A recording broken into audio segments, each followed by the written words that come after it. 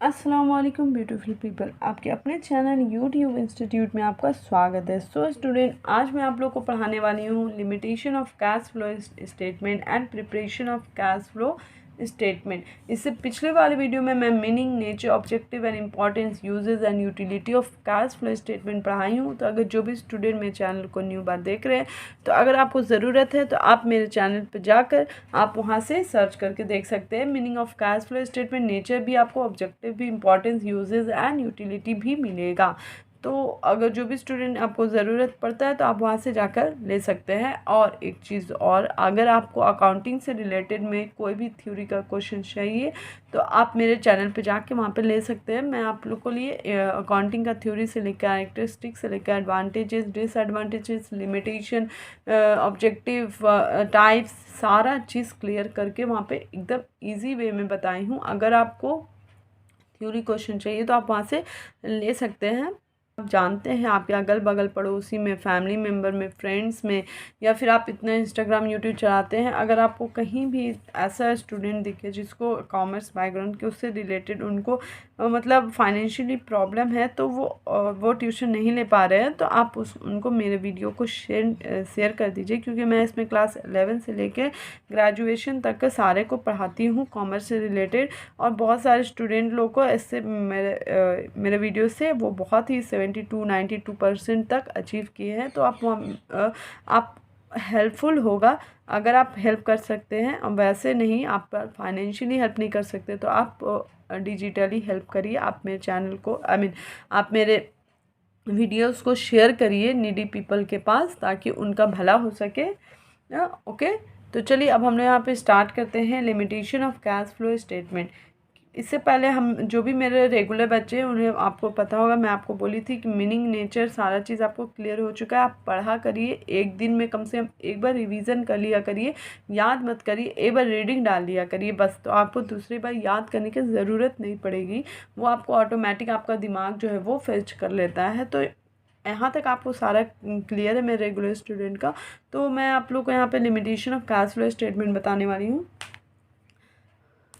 और मैं बोली थी कि अपने इंस्टाग्राम आईडी के बारे में बताऊंगी। तो अगर मैं देख रही हूँ ज़्यादा बच्चे लोग मुझे कमेंट करके बोलेंगे कि हाँ, अगर आप लोग को ज़रूरत है तो मैं अपना इंस्टाग्राम आईडी जो है वो आपको अपने डिस्क्रिप्शन में बॉक्स में डाल दूँगी।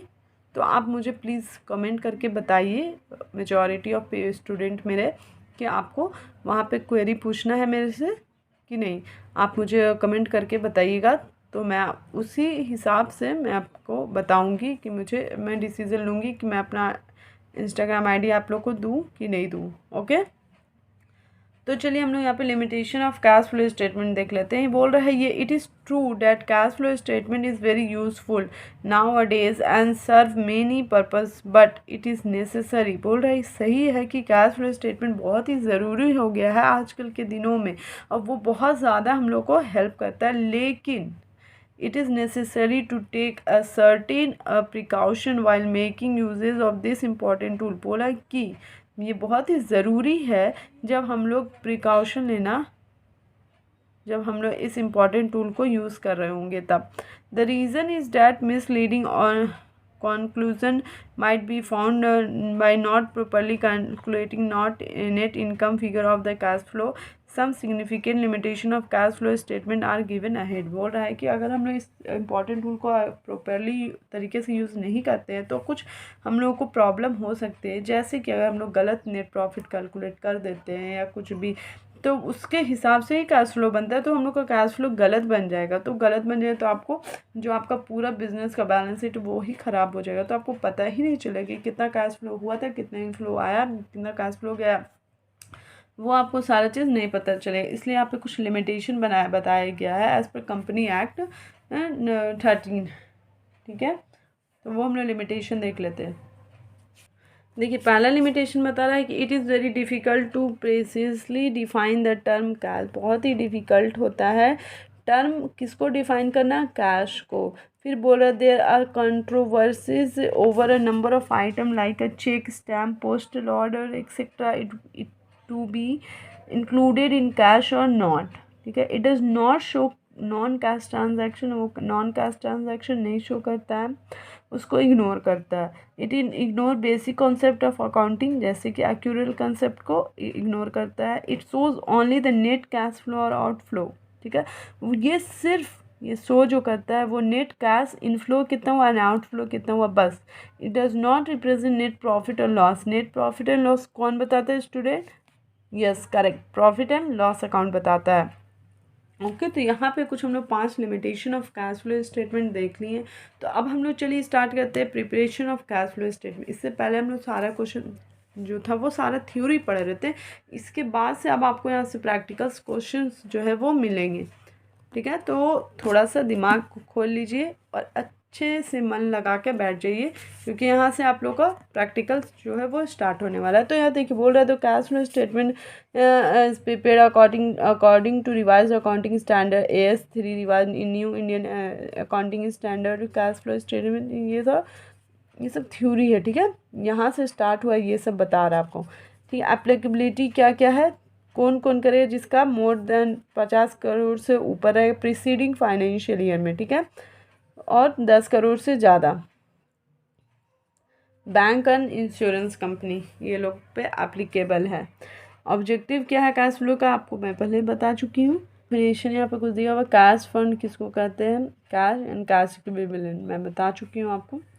तो calculation of cash and cash equivalent पहले हम लोग समझेंगे कि कैश और कैश इक्विवेलेंट को कैसे हम लोग कैलकुलेट करते हैं। तो मैं आपको पहले बता चुकी हूँ, कैश में क्या होता है, जो कैश इन हैंड, और बैंक में जो पैसा रखा हो, बस कैश का क्लियर, ठीक है। अब कैश इक्विवेलेंट में हो गया आपका शॉर्ट टर्म इन्वेस्टमेंट हो गया, ट्रेजरी बिल हो गया, मार्केट सिक्योरिटीज़ हो गया, शॉर्ट टर्म डिपॉजिट हो गया, करेंट इन्वेस्टमेंट हो गया, चेक हो गया, ड्राफ्ट इन हैंड हो गया, ये सारा चीज़ जो है वो कैश इक्विवेलेंट है। तो जब ये दोनों चीज़ मिला तो बना कैश एंड कैश इक्विवेलेंट, ठीक है।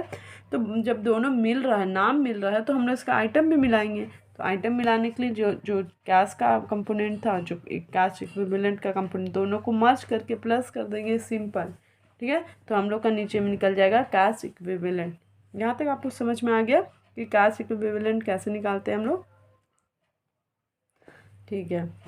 इसका फीचर्स है तीन तरीके, पहला स्टेप ऑपरेटिंग एक्टिविटीज़ बनाएंगे, दूसरा इन्वेस्टिंग बनाएंगे, तीसरा फाइनेंसिंग।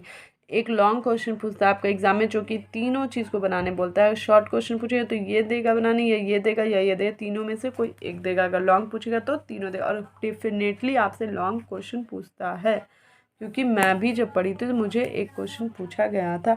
और आप उठा के पिछले साल 5 साल या 10 साल का क्वेश्चन देख लीजिए, इससे एक लॉन्ग क्वेश्चन ज़रूर ही आता है, ठीक है। तो ये बहुत ही इंपॉर्टेंट चैप्टर है as a point of view of exam, and आप वो भी तैयारी कर रहे हैं उसके लिए। तो अब हम लोग समझेंगे कि ऑपरेटिंग क्या होता है, इन्वेस्टिंग क्या होता है, फाइनेंसिंग होता है क्या है। तो operating activities are the principal revenue generating activities of the enterprise. बोल रहा है ऑपरेटिंग एक्टिविटीज़ ये प्रिंसिपल होता है जो कि रेवेन्यू जनरेट करता है। ये क्या करता है, आपको रेवेन्यू जनरेट करता है, ये याद रखना है आपको। ऑपरेटिंग एक्टिविटीज़ क्या करता है, रेवेन्यू जनरेट करता है, किसका, इंटरप्राइजेज का। The term operating activities mean business transaction relating to regular business activities, जैसे कि purchase and sale of goods and service. जो ऑपरेटिंग है ये रेगुलर जो काम होता है बिजनेस में, जहाँ ट्रांजैक्शन होता है, क्या होता है, सेल और परचेज ही होता है रेगुलर बेसिस पे। तो वो हम लोग को कौन बताता है, ये ऑपरेटिंग एक्टिविटीज़ करता है, ठीक है। तो यहाँ पे एक मैं शॉर्टकट तरीका बता रही हूँ कि ऑपरेटिंग एक्टिविटीज़ क्या करता है, आपको वो जानने के लिए देखिए। ऑपरेटिंग में आर आता है तो आर फॉर रेवेन्यू जनरेटिंग होता है, ठीक है। तो आप नेम से ही जान जाइएगा कि ऑपरेटिंग एक्टिविटीज़ क्या करता है, रेवेन्यू जनरेट करता है। किसका करता है, बिजनेस का करता है। तो कैसे करता है, ऐसे तो नहीं कर ले ना, तो वो डेली का ट्रांजैक्शन करता है। अब डेली का ट्रांजैक्शन किससे होता है, परचेज एंड सेल से होता है। सारा चीज़ रिलेटेड है, ठीक है। तो ये आप पॉइंट याद रखिएगा। दूसरा है आपका investing activities. Investing activities refer to transaction that effect the purchase and sale of fixed assets both tangible and intangible. ये तो नॉर्मल था आपका ट्रांजैक्शन रिलेटेड, मगर इन्वेस्टिंग बोल रहा है कि इन्वेस्टिंग एक्टिविटीज़ जो है वो रिफेयर करता है ट्रांजैक्शन को। वो बताता है क्या चीज़ परचेज किया और सेल किया, किस चीज़ का किया। देखिए यहाँ ध्यान देने वाले, यहाँ पे परचेज और सेल होता था गुड्स एंड सर्विसेज का, तो वो ऑपरेटिंग एक्टिविटीज़ से रेवेन्यू जनरेट होता था, ठीक है। यहाँ तक क्लियर आपको। मगर इन्वेस्टिंग एक्टिविटीज़ में बोल रहा है कि यहाँ पे भी सेल और परचेज होता है, मगर सी हियर ओनली एसेट्स का, बोथ टेंजिबल जिसको हम लोग छू सकते, महसूस कर सकते, तौल सकते, बेच सकते और नाप सकते, और इनटेंजिबल जिसको हम लोग महसूस नहीं कर सकते, छू नहीं सकते, वो दोनों जो एसेट्स को सेल और परचेज करते हैं उस वो इन्वेस्टिंग एक्टिविटीज़ के अंदर आ जाएगा। ठीक है, तो third one is financing activities. नाम से ही आपको पता चल रहा है फाइनेंसिंग एक्टिविटीज़ जो फाइनेंस से रिलेटेड है, मतलब पैसा से। तो ये ऐसा जो हम लोग को बताता है कंपनी ओनर के कैपिटल से लेके in the company long term borrowing और इंटरप्राइजेस से रिलेटेड। ठीक है, तो आपको मैं तीनों चीज़ को एकदम डिटेल में और शॉर्ट फॉर्म में बताई हूँ, what is operating activities, investing activities and financing activities. मान लीजिए आपसे बाई चांस क्वेश्चन आ जाता है तो आप क्लियरली लिख सकते हैं, क्योंकि मैं इतने इजी वे में बताई आपको याद हो गया होगा अभी तक में। ठीक है, तो यहाँ तक आप लोगों को सारा क्लियर है। मैं limitation and preparation of cash flow statement बताई हूँ। अब मैं नेक्स्ट वीडियो में कैश फ्लो इनफ्लो और कैश आउटफ्लो क्या क्या होता है वो टर्म बता दूँगी, और उसके आगे से फिर हम लोग स्टार्ट करेंगे प्रैक्टिकल क्वेश्चन। ओके स्टूडेंट, तो जो भी स्टूडेंट मेरे चैनल को लाइक, सब्सक्राइब एंड शेयर नहीं किए प्लीज़ कर दीजिएगा। ओके, हम लोग नेक्स्ट वीडियो मिलेंगे। Okay, bye bye.